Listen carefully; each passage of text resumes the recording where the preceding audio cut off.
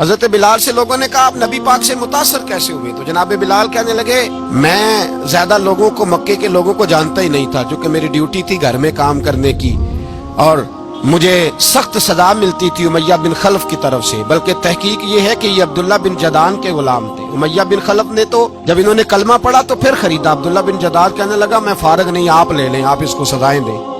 تو کہتے میں ان کے گھر میں ہوتا تھا، تو میں تو زیادہ لوگوں کو جانتا ہی نہیں تھا، کبھی مجھے موقع ہی نہیں ملا تھا باہر نکلنے کا، ہماری غلاموں کی کوئی زندگی نہیں ہوتی تھی۔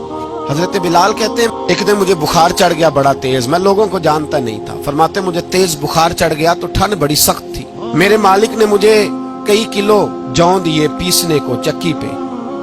کہتے میں بیمار تھا تو میں نے کچھ دوائی لی جو اس وقت موجود ہوتی تھی، میں نے اوپر لحاف لیا، دودھ پیا تو مجھے نیند آ گئی۔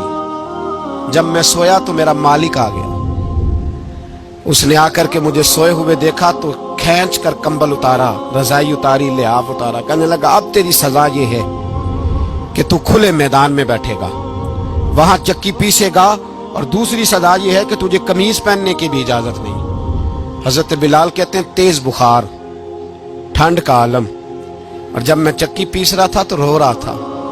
سیدنا بلال حبشی رضی اللہ تعالیٰ عنہ فرماتے ہیں میرے دروازے کے قریب سے رسول پاک گزرے اور مجھے ہائے ہائے کرتے دیکھا تو دستک دی۔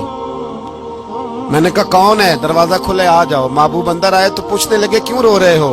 میں نے کہا جاؤ اپنا کام کرو، یہاں دکھ سارے پوچھتے ہیں، مداوع کوئی نہیں کرتا، یہاں باتیں سارے سنتے ہیں، یہاں تقریریں سارے کرتے ہیں، حقوق غریباں پر بات سارے کرتے ہیں، مداوع کوئی نہیں کرتا، جاؤ اپنا کام کرو۔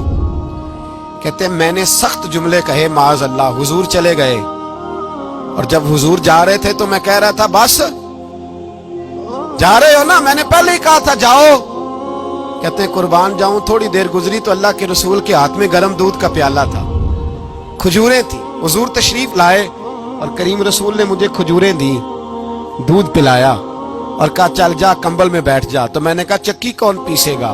وہ تو بڑا مارے گا۔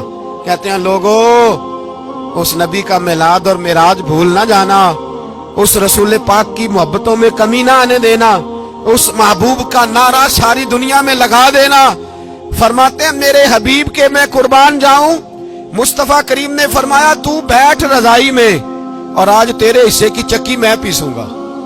کہتے ہیں ساری رات حضور چکی پیستے رہے، ساری رات۔ سویرے میں اٹھا اور میرے حبیب پاک نے مجھے وہ سارا کچھ دیا اور خود چلے گئے۔ اگلی رات پھر آئی تو حضور پھر آ گئے، مجھے پھر رضائی میں لٹایا، دودھ پلایا اور ساری رات چکی پیسی۔